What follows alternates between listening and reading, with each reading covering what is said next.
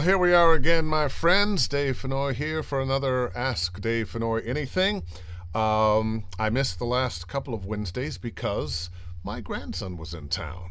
Zidane, Alfred, David, Howell, I don't think he's the second or third. But 8 years old, so spending time with Papa Dave was just great. And one of the best joys, one of the greatest joys having him here was that he was watching something on Netflix. He loves building things. He's a Lego guy. So there was a couple of cartoons that came on that had Legos in them that I was in. And that was just fantastic. Well, listen, if you're there, let me know. Ordinarily by this time, let's see, we are all public, aren't we? We should be. I can't imagine that we're not. Just give me a little high sign. Let me know that you are there if you are there. I believe we are live. Well, I will just continue believing that everybody is there and everything's... Oh, there we go. There we go. Got a couple of... I'm going to spend a little time early on before you get to questions that you might have that aren't about my workshop that's coming up. I'm going to talk a little bit about the workshop that's coming up. I'm doing it in conjunction once again with Terry Berland. Now, if you don't know Terry, she is one of the premier casting directors in Los Angeles, and not just for voiceover work. She does everything. She knows where the bodies are buried. And people are always asking me, when are you going to do another workshop? Well, this is when I'm going to do another workshop. Available dates, July 9th and July 10th. It's going to be a 2-day workshop. The word available kind of makes you think it's one or the other. No, it's both. Two dates in one. I'm giving my age remembering that commercial. 10 to 5 both days. And you're going to learn a lot. The first part on Saturday morning will be kind of a lecture by me. We'll talk about my method and voiceover and why you need to do it in a particular way to get the booking and rebooking results that you're looking for. I'm going to help you develop believable, compelling characters. You'll learn how to do bookable auditions, what to expect when you're on the job. You'd be amazed sometimes how many people have no idea. Well, actually, until you do, you have no idea. How to protect your voice, which is really a thing. You step in the studio and they hand you a script, or it's up on the screen, usually nowadays up on the screen, and it says, battle chatter, be afraid, be very afraid. But we'll talk about protecting your voice. The less is more principle. A lot of people who are knocking on voiceover doors, not just in video games, but other doors as well, one of the problems is you're doing too much. You're trying too hard. You're banging into words when in real life, that's not what we do. So you'll learn the art and techniques of video game voice acting and more. Now, there are going to be 15 people, that's 5, 10, 15, that I will be working directly with. You will have copy. It's all copy from actual video games or movies. And we'll be working with that, and $3.95 per participant. But to be a fly in the wall, as I call it, everybody else just calls it auditor, but to be a fly in the wall who gets to see and hear it all, it's much less, $150. And where? You'll have to drive all the way nowhere. It will happen in your home because thank you, Zoom. Let's talk about a little bit about some of our challenges in voice acting for video games. You know, what we're going for in a video game, or for that matter, almost any performance in voiceover, but even more so in a video game, we're going for cinematic and theatrical performances. if you're doing animation, a lot of times you can be very, very big, very, very broad. And it's not to say that we can't find that in video games as well. Uh, but our performances are more cinematic. Even when you're being big, there's a certain pullback to your largesse. Uh, and we have some challenges that the on camera or on stage actor doesn't have. One, we are reading a script as opposed to having a script memorized.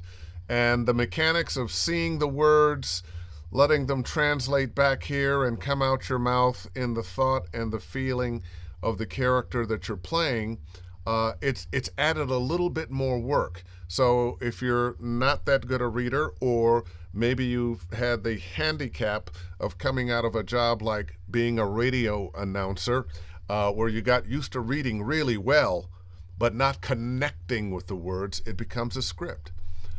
We're always working alone. Now, anybody who has spent any time acting has heard the phrase, acting is reacting. And it really is. But when you're on mic in your home or in a studio, you're working by yourself. There's not another actor there to bounce energy off of.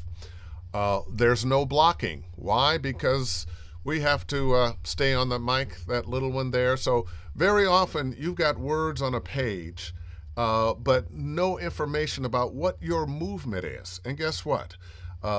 Your body informs your voice. Just like VoiceOver 101, you want to sound like you're smiling? Put a smile on your face and there it is. Well, other things too. If you want to sound like you sound a little bit more bigger, stronger, more important, sit up a little bit straighter and speak. Did you notice my voice changed just a little bit there without really changing now that I've relaxed back into where I was here? And you want to sound like you're tired and things aren't working. You can just, slump down a little more, and guess what? Your body helps you with that. We are not in costume. There's something about dressing up in, whether it's a modern suit for a character that's modern but in a suit, or in some kind of modern garb, or some garb from another era, that helps put us in character. What I do is my very best to teach you how to overcome those things, how to take your voice, words on a page, and create theatrical, cinematic performances. And I'm proud to say I've been doing it pretty well for a while. So there. What did I have here? Okay, well, let's go back up to the top here. I'll say hello to some folks. And any questions you have, we're talking Ask Dave Fennoy Anything. It can be about this workshop, once again, happening on Saturday and Sunday, July 9th and 10th, via Zoom, hosted by Terry Berland. But let me just say hello, and any questions about voiceover or that. Chris McCloy, how you doing? And Anthony Randolph, how you doing? Oh, better yet, let me put you up. It's almost like being on camera. Zena Solomon, how you doing? By the way, boy, you've been, working out, looking great. Jim Frank, welcome back. Jim, good to see you, although I just saw you a little while ago. Terry Briscoe, hey Dave, glad you're back. I'm glad to be back. Freedom. Where does that come? Alex Wood, how you doing, man? I know that's not your baby in that picture, but good to see you. Yeah. Jim and I were talking earlier today about radio and what that does for us and what it does to us. And you know what? While I have you up there, Jim, I'm going to mention that because so many people in voiceover have come out of radio, myself included. And when you come out of radio, more often than not, you have that thing like this where you've just got that voice and, hey, how you doing? And you're going to make every word just sound so good. And one of the problems is you think that's the way it's supposed to be. You've been in it long enough, and your brain says, your ear says, oh, that's good. What I try to give people who have come out of the announcer mode, the radio mode, uh, is an opportunity to learn how to do something else. I don't want you to necessarily lose that radio thing. I promise you, I make a nice bucket of money every month doing things that are more radio, more announce, more hard sell. But I'm also able to do a lot of other things since I was able to let that go. So it's a tool, but don't let it be your only tool. All right, Edward M. Pacheco, I love you, man. Right back at you. There's Jim again. You learned a thing or two. Langston Darby. Oh, that's a hell of a name. That's a lot to live up to. Are you a poet, Langston? Anyway, Langston, glad to have you here. Now, let's get into some questions. I was looking at an article the other day, or actually somebody had sent me a note based on an article, a question. They were asking about mics, and they wanted to know, is it appropriate to have a variety of mics to use for different applications? Like, should you use a different mic for narration, a different mic for commercials, a different mic for video games and animation? I'm going to say no. One mic will do it all. Do I have more than one mic? Yeah. But everybody goes through that period where there's, oh gosh, if I have this other mic, I'll book more.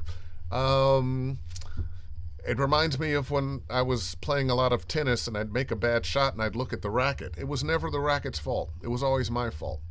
If you're booking or not booking, it's not going to be because of the microphone you have. Whether you're working with a Rode NT1 or you've got a Manley Reference or a U87, a good mic is a good mic. Now, you may like a mic. A mic may make you feel good about yourself because you like the way you sound on it. Great. That's the mic for you. But don't go down that path where you believe, oh, geez, I have 5 different mics because sometimes I'm doing promos and sometimes I'm doing narration and then I'm doing commercials. And, oh, what do I use for video games? I use my 416 for damn near everything. The only time I'm not using it typically is when they have asked for something else that I happen to have.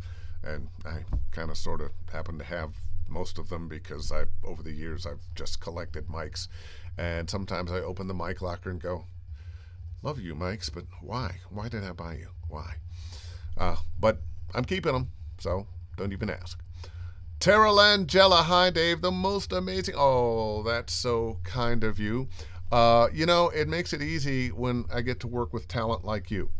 And one of the things I find, I just had a conversation with a young man, 25 years old.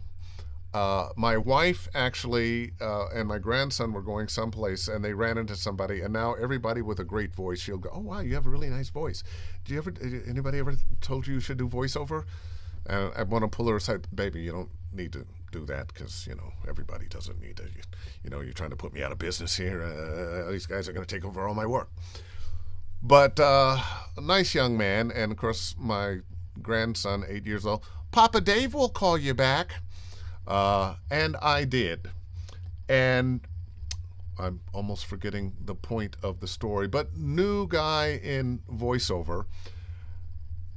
And he has been knocking on the doors for several years now. He's only 25. He's got time. But I asked him about what coaching he's been getting. And it was a mix between, well, I tried it for a little while, but I got turned off and I didn't want to spend the money and I wasn't sure that I was really learning anything and I don't want anybody to just take my money. I get it. I understand. But the thing I notice, the people who are successful tend to be people that I've either seen in a class of mine or a class or convention that I've gone to, or they're a student of somebody else I know, but they're a student of voiceover. They're taking the time to find out from the people who came before them and know. They're taking the time to find out how they can get better, what the industry is asking of them then and now. So I guess I'm preaching to the choir here because you are here. If you weren't, you'd probably be one of those people that's not going to have that success you want. I remember a guy a few years ago. He had taken some voiceover lessons, met him at a party, and I said, yeah, I took some voiceover lessons, man, and we recorded everything. I said, so what'd you think? Well, I never listened to recordings back, man. I don't need to listen to those. I know what I sound like. It's like, whoa. I walked away. I thought I would talk to somebody else. And Terry Briscoe, Dave, how do you decide which take to put first in an audition? Do you use the bold take first or the straight take or the straight take? Such an interesting question. I might go back and look at what they were asking for. If what they were asking for were that bold take, maybe that's what I'd put first. But, maybe not. Maybe not, because if that's the take they've been asking for, that's the take everybody's been giving them. And maybe I'd like to show up as fresh and new, and that might be the more straight take. And I know that answer sounds a little, well, man, what are you telling me? I don't know what to do now. Do I go with the one they asked for or the one? You're asking questions that in the long run aren't going to mean a lot in your career. I know at that particular moment it seems like that's the end-all and be-all. Send in great auditions, whether it's the bold one, the straight one, the funny one, and send in great auditions that demonstrate your feeling about the copy.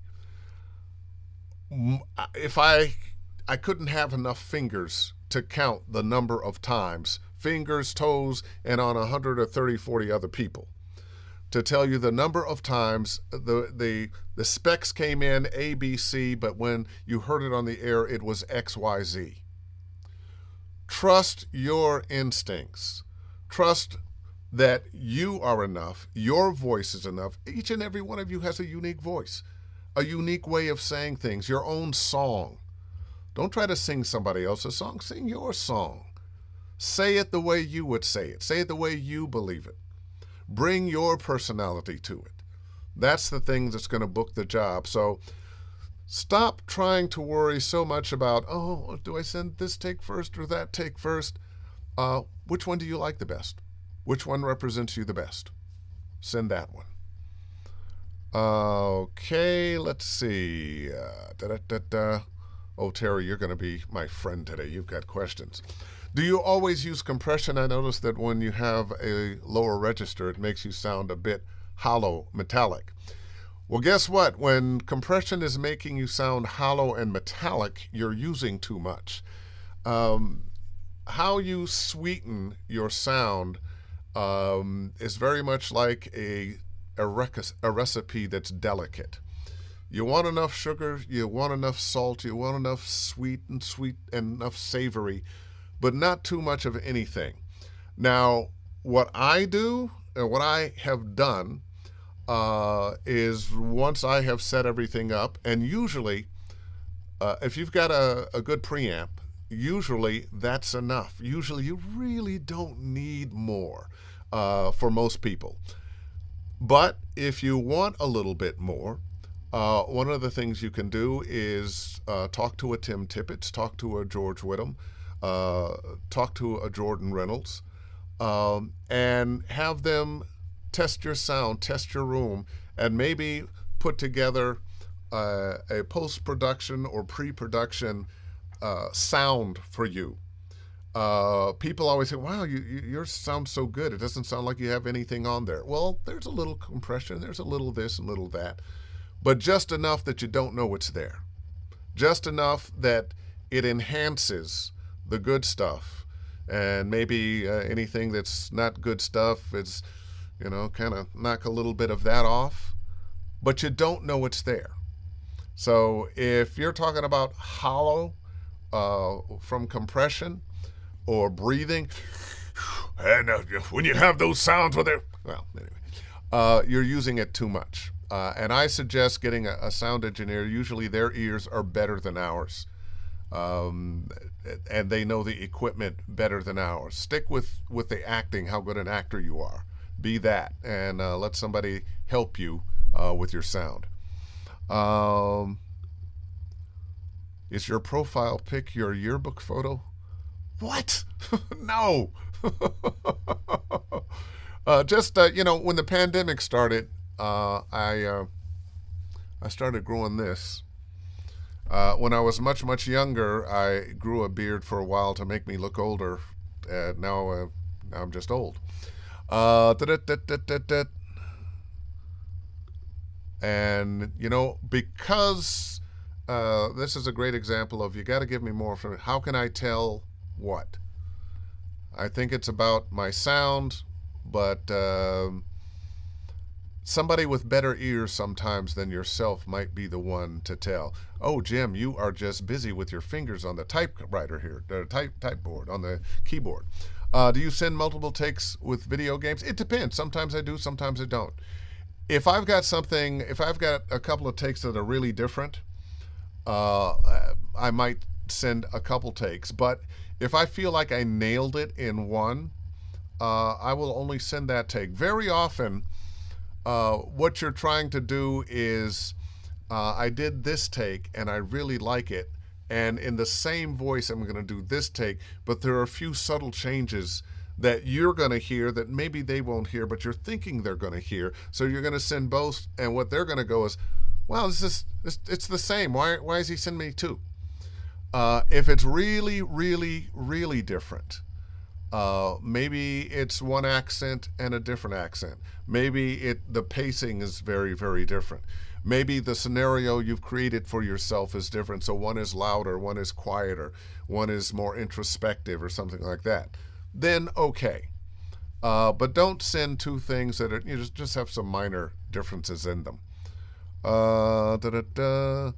How in depth do you edit your video game auditions?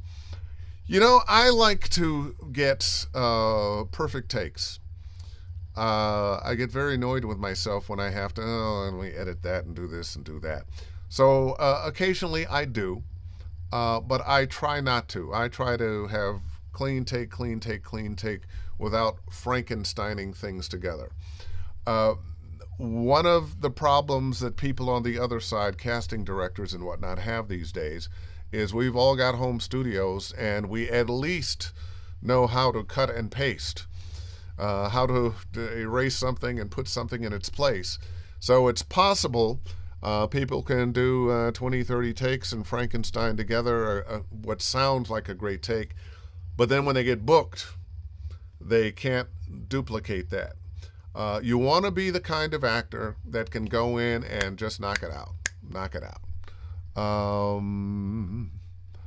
Best makeup is when you don't know she's wearing makeup. I don't know where that came from, Jim, but okay. Actually, I do know where that came from. It's from our talk about sweetening your sound. Yearbook photo was directed toward Terry Briscoe. Oh, okay, got it. Oh, yeah, it wasn't me. But it wasn't about me. Oh, no. Oh, thank you. All right, you get some points. You're a G lover. You're older, not old. And whatever age you are, if you're still walking upright and doing your thing, it beats the alternative. Okay, Jessica voiceover, take out the breaths or not take out the breaths. I don't take out the breaths. Now, if they're big breaths that have nothing to do with the copy, maybe you were doing a narration and in between this paragraph and that paragraph, you had taken some breaths or done something. That's coming out. But I really think how we breathe is a part of how we express ourselves. So for most things, I'm not going to take the breath out. I'll tell you when I would. It's a 30-second hard sell, and they've given you 33 seconds worth of copy, and you just you can't take the time to have those breath ins. Then they come out. And it feels funny when you do it. After a while, you'll learn from listening to some 30-second spots on radio, on television, that they're taking out the breaths on a lot of those, and they're digitally speeding up some things on a lot of those. Usually it's the tag digitally speaking. I'm on a lot of Alexa spots and doing a lot of tags, and from time to time I hear the sped up me. But no, I don't take breaths out because I think that's part of who we are. That's part of the voice. That's part of the read. Unless it's a time thing. Terry Briscoe, since you have such a great version of the accent, do you ever send your Caribbean accent as an alt take? Yeah, that's something I would do, and something I have done. And that makes a big difference. There are times, say, I'm asked to be a pirate, and matey, I can do the pirate, But sometimes I do the pirate, he's different, he's French, he's something else. He's a French pirate. So that, you get away a little bit from the stereotype. So, come on, you guys got some more questions, right? You're going to make me go back to talking about the workshop coming up? Okay, well, let's talk about that. It's coming up on Saturday and Sunday, July 9th and 10th. 10 to 5 every day. We'll take a half hour, 45 minutes for lunch. But it's both days via Zoom. And you will learn how to, there's some things there that are written. I'm going to mention a couple things now that aren't written. I find people don't spend enough time with the whole script. There's a lot of, bullshit, my line. Oh, bullshit, my line. There's a lot of that.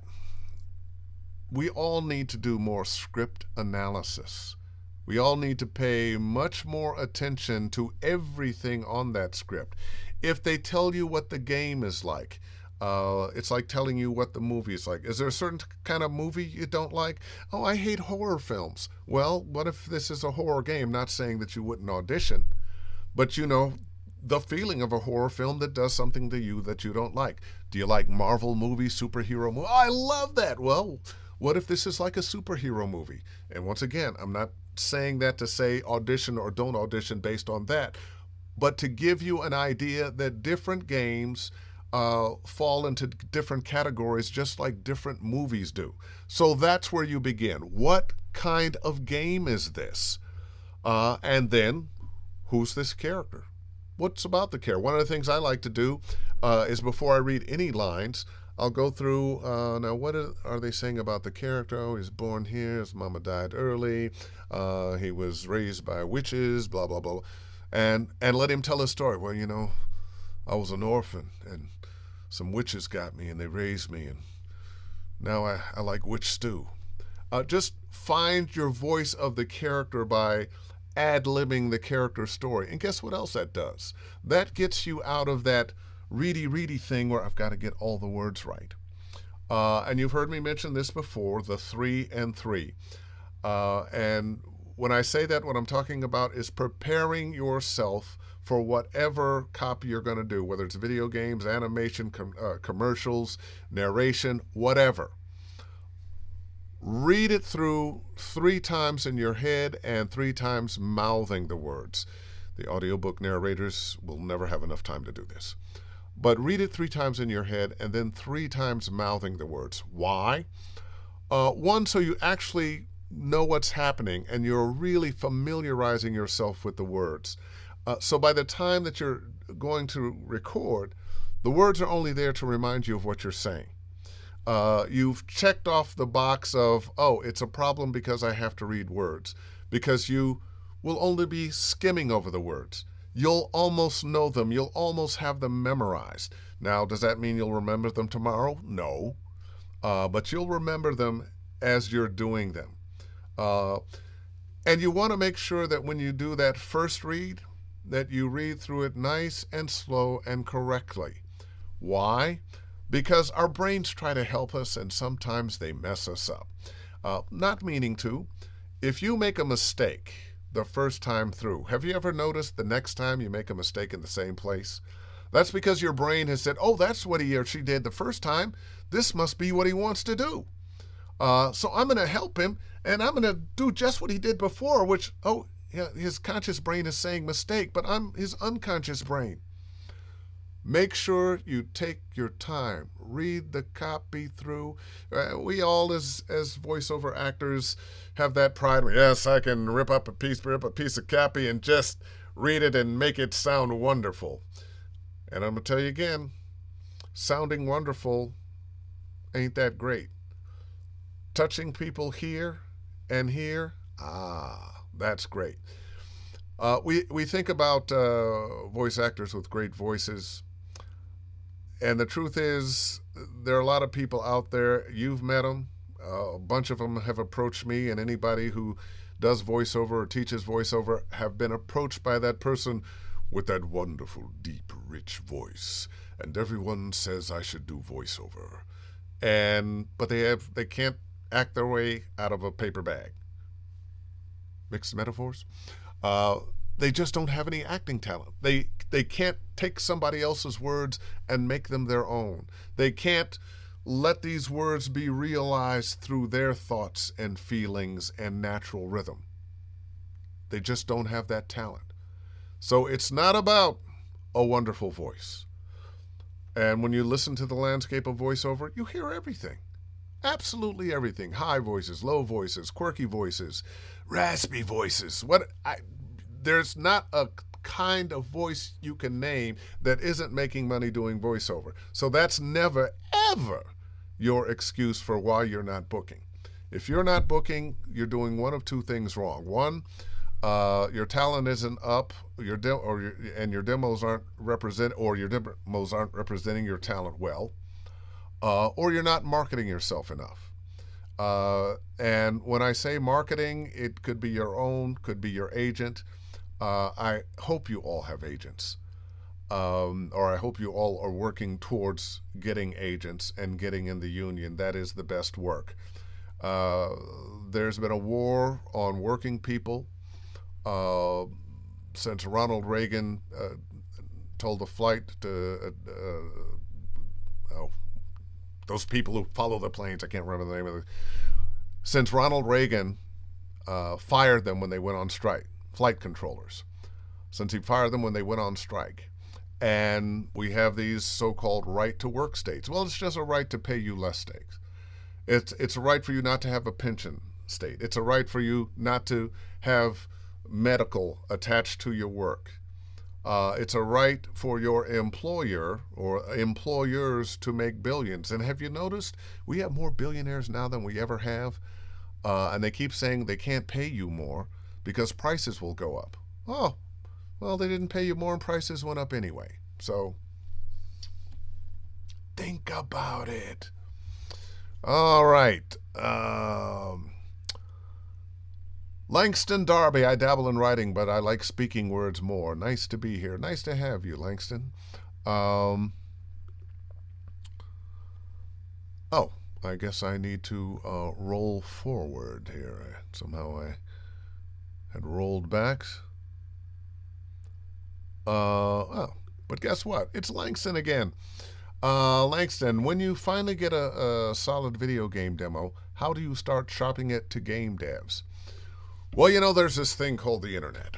And anybody that you want to find is on the internet. And the first place I would probably go would be LinkedIn. And I would look for game developers. I would look for writers of video games. I would look for casting directors for video games. And I would look for directors of video games. And I would make sure that I had a website, and that demo was prominently featured on my website. And when they went to the website, they didn't have to go to another page. It's right there. Push the button, hear the demo. And gee, very close by is how to get in touch with me. I would do that, and I would also send it to a number of agents. I've had a number of people talking about, where should I send my demo? I'm just getting started. I think I'll send it to some smaller markets. And no. Yeah, well, do send it to the smaller markets, but send it to the major markets too. It's just as you're going to have to work the smaller markets just as hard as you have to work the bigger markets or the bigger agents. And you don't know. You might be that person. You know what? We need somebody like this. Let's represent them. And where you are these days has a lot less to do with your being represented or not than your talent and how your talent is represented on your demo and on your website. People are doing this business for all over the United States and all out of the United States. So that's not an excuse anymore. That's not an excuse. If you feel you've got the goods, get that demo, not only pushing it out there yourself to the game developers, but also to agents. All right, that was a good question. And Jim Frank, we're getting back to a culture where someone would need to be in LA to make it in video games and animation. Are we? Oh, God, I was going to say, no, we're really not. I think there are still a few opportunities that you may miss not being in LA, but most of the jobs I do since the pandemic, some before, but really the pandemic changed the game. Now, I have had some talks with some directors and some developers that have some concerns about working with a variety of talent from different places. And usually what it has to do with is different levels, different sweetening. But those are things that can be solved. One way that it is solved is they will take over your computer and run the session from your computer. You're still at home. And that takes that, I got to ride my levels thing out of your way. And they get to sweeten it, record it the way they want to record it. Another is they're testing your equipment. A lot of times on your audition that you send in, they want a list of your equipment, and they want a sample outside of your audition. What does it sound like in silence for 20 seconds? What does it sound like on a few different things that are or are not the copy, with nothing else, with no compression, no EQ, just the sound of your voice in your room? Those things are happening. But I truly believe we're in a world now, we're not going backwards. We're in a world that you're going to be able to do most things from home. Okay. Terry Briscoe again. No, you absolutely cannot do that when doing audiobooks. I think you're talking about removing all the breaths. No, the 3 and 3. No, you can't do that with the 3 and 3. And the few audiobooks I've done, and I will say it again, I've done 3 audiobooks, and I hope to never do a 4th. I do end up in some audiobooks playing some characters and that kind of thing, but I'm not built for audiobooks, and I don't say these words to disparage anyone who is making their living doing audiobooks. It's a great career if you love it. It's just not for me. I don't have the attention span. Yuri G, you must have been reading my mind, Brain. Okay. I'm not sure on what that comment was on, but yes, sometimes I do read people's minds. They find it very annoying when they find out. But it's so much fun. Okay, Jimmy Frank again. I'm happy our paths have crossed. Your coaching and these sessions have been career changing for me. You know what, Jim? Thank you. Few things in life, other than a nice paycheck that comes in the mail, because that's what we do in this business. It's mailbox money. Few things are more satisfying than finding out that your teaching has helped somebody step across that line, step up that next step, hit another plateau, get an agent, get a job, break out of some habits that they have had for a long time. The difference between I'm not there and I'm there is this almost invisible line. And once you have crossed that line, you get to a place of not trying. You're still working, but you're not trying. You get to a place of just saying, and not trying to figure out, how would I say this that it'll sound good? As long as these are the thoughts you have, what should this sound like? As long as that is the thought, how do I say this and make it sound? Where do I take a breath in here? As long as you're having those kinds of questions, you're not there yet. You want to be in a place where what you're playing is this and this. What are you reacting to? What are you thinking? What are you feeling? What are you doing? Who are you talking to? What's that relationship? Don't try to make the words precious. Make the character precious. Getting into my webinar. Theo Mezzacapo. Dave, great to see you back. Sorry I'm late. You know what, Theo? You get here when you get here. You're never late. And why? Because this lives again on YouTube, on my YouTube channel, Dave Fennoy Voiceover Training. Thank you for that. What a segue. That's the kind of thing you learn from radio. Make that segue. All right. Terry, another question for you. Everybody isn't ready for the financial and political truths you delve out. Speaking of marketing, how much is your own self-marketing? How much own self-marketing do you do at this point?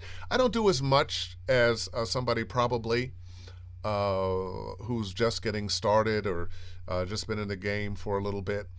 I have plenty of work coming my way. Now, I do Audition all the time. I have plenty of work coming my way. So I'm not pushing myself out there a lot. And to comment on your first thing, I'm not sure, writing doesn't necessarily tell you what the mood is. But when you say everybody isn't ready for the financial and political truths you delve out, I'm glad, that you said truths. And if you're not ready, we need to get ready. Part of being a grown person, I think, is paying attention, unfortunately, to the world around you and how it is going to affect you and what you can do to affect your own life, the lives of those you love, and the lives of those people, the rest of people. I'll leave it right there. All right. Chris McCloy. Any trick for maintaining character over long sessions? Sometimes I find I lose it on long sessions. Very good question, Chris. Sometimes you have to now if it's just in your voice, just have a reminder of who your character is, what they believe in, what their worldview is, all of that. But I suspect from your question that it has more to do with the voice you've created for this character, the cadence of this character. If you're doing an accent or something in this character. Sometimes for accents, find a line that gets you right back into it. Find a short phrase that, it becomes your phrase that, hooks you back in. For your character, find a phrase that hooks you back in. For Vol'jin, World of Warcraft, I am Vol'jin, leader of the Horde. That gets me right back in. I know who he is. Oh, yeah, no, we can do anything with Vol'jin now. Anything that I can do, a Voltage can do now. Nope. Let's get back to Dave Fennoy. Let's see. Craig Little saying hi. What's going on, man? Jim Frank, have you ever had to sing in character? Yes. And there was a time in my life when I was a very good singer, but no more. I think at some point along the way, many years ago, I damaged my voice. I think it was in a session doing a pod racer game in the late 90s, early 2000s. It was 5 hours of shouting, and I haven't been able to sing well since. It came from when you were talking about being stuck on a certain part of your copy and your brain may have misinterpreted as being correct. Oh, yeah, absolutely. Have you ever noticed sometimes you're reading a piece of copy and they've made a mistake? And that's the thing about we people. We all make mistakes. You think, well, wait a minute, this is a big corporation's copy. How could there be a mistake in it? And then there it is, right there, because for some reason somebody didn't see it. A lot of times you'll run into that, and your brain will correct it for you beforehand. A lot of times, if it doesn't correct it, you'll stumble a little bit there, but you're not quite sure. And then you realize, oh, there's two thes. Things like that. Our minds are amazing things. Earl Glover. Oh, okay. I see you. Earl Glover. Yeah, I got it. Now, I bet that's not how your mama spelled it. Anyway, Alec Horton. Hey, Dave, I had a real passion for voice act video game for years and looking for some first tips. What kind of classes or practices do you recommend? Well, I just happen to have a workshop coming up. And let's see. Let's bring that up again there, Alec. 9th and 10th of July. Online 10 to 5, 2 days, hosted by Terry Berland, and it's right down there. $395 for participants, full participants, so $150 to audit. But that probably really wasn't what you were asking me, but I thought I'd mention it. But to bring your question up again, any kind of acting classes is good. Now, I work with a lot of on-camera and stage actors who have a hard time making the shift to voice acting because it's different. And it's funny. I mean, it's the same thing, but it's different. They're used to having another actor to bounce energy off of. They're used to having their script memorized. They're used to blocking, being in costume, being on set, and moving here and doing that and doing that. And a lot of those things are taken away from them. So what I teach are ways to replace those things.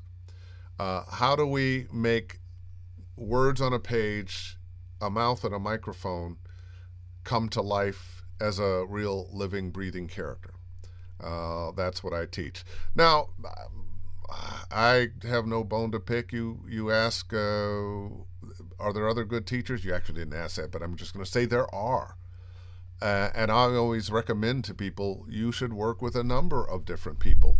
There are people who I recommend for certain things. Yeah, I teach it all, but I don't have time to teach it all. So if you're interested in an area, get a good teacher who specializes in that area. All right. I listen to myself in character in my headphones occasionally during a session when I need to get right back into it. Oh, there you go.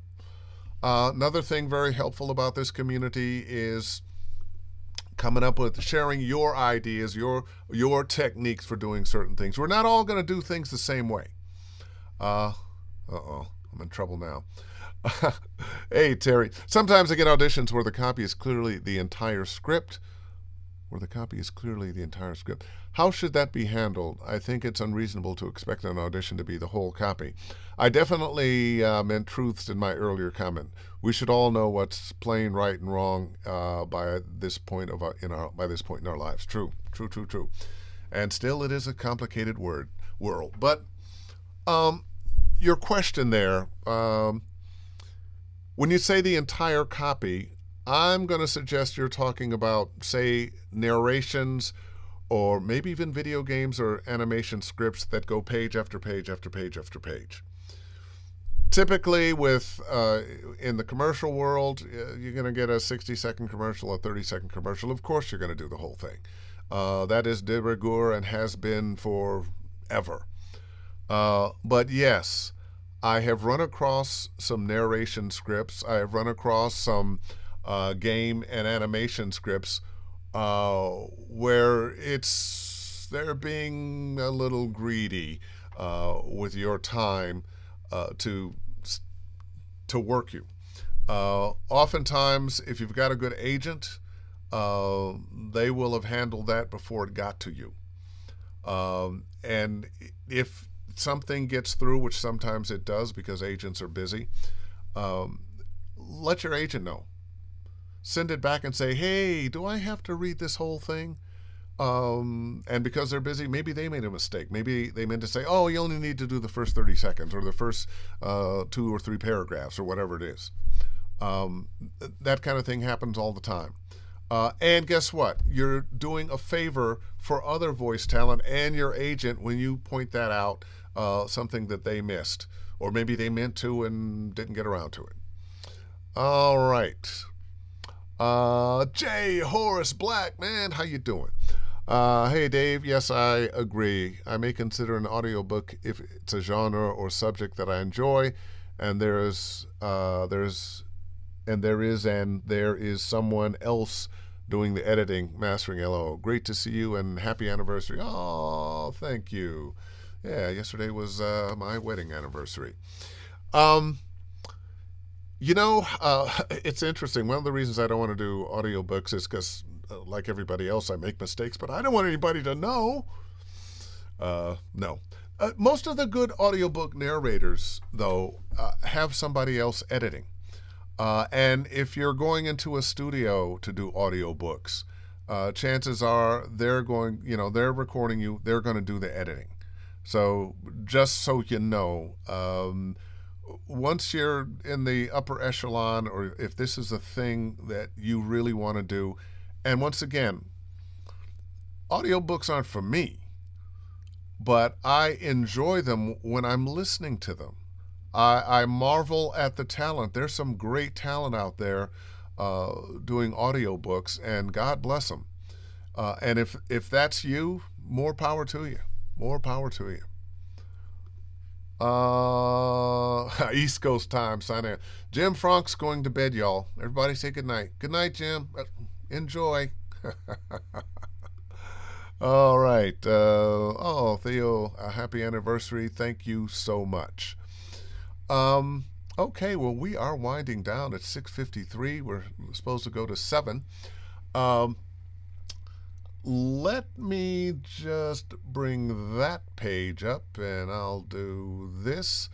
I have a little bet going with Terry. I said, we'll book this thing. We'll get this all booked up pretty quick. But she's suggesting that we need to do more promotion, and I'm probably one who ends up not doing as much promotion as I should. So we're going to do an Instagram live thing coming up 10 p.m. Pacific on Monday, July 5th. She and I, and we're going to do a little demonstration of how I can take a piece of copy and an actor and show them how to get a better read out of it. Show them how to really find out who that character is and play that character and go from perhaps a decent performance to a really good performance. So you might want to check that out. I'll be posting this later on Facebook and Twitter. Um, and gosh, I have an Instagram account that I hardly ever use. I'll probably put it on Instagram too. And also, well, I'll tweet it. I'll tweet it. So, before I boogie out of here, any more questions? Any last things? Let's see. Oh, my buddy Mike Smith, frat brother. You accidentally said 10 p.m. On what? Oh, okay. 10 a.m. to 5 p.m. or 10 a.m. for the Instagram thing. And Craig, Dave, please let me know what's the best email to reach you. I've sent a few over the last couple of days.